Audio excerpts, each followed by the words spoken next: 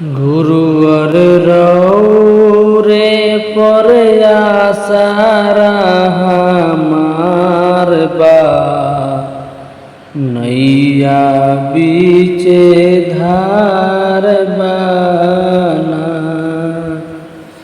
गुरुवर रे पर आसारा हमार बा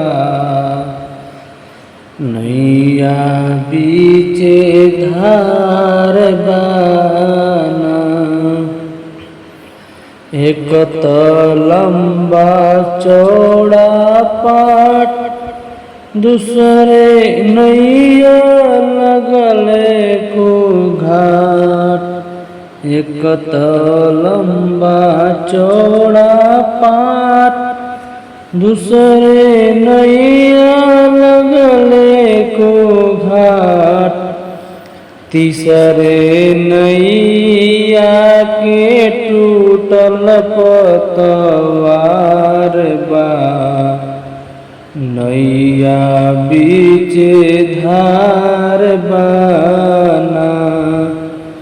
गुरुवर रे पर आसरा हमार बा नैया बीचे धार बाना।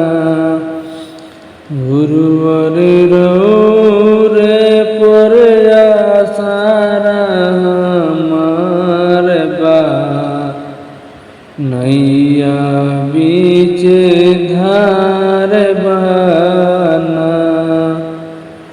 नाव पर लादल बोझा भारी नैया डगमग मारी।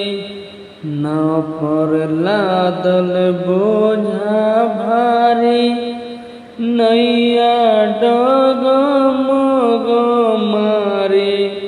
ओही नैया पर नया खेवन हार बा नैया बीचे धार बाना।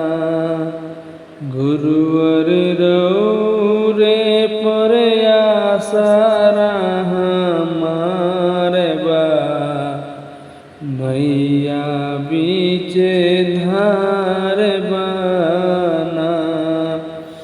गुरुवर रे पर आसरा हमार बा नैया बीचे धार बाना।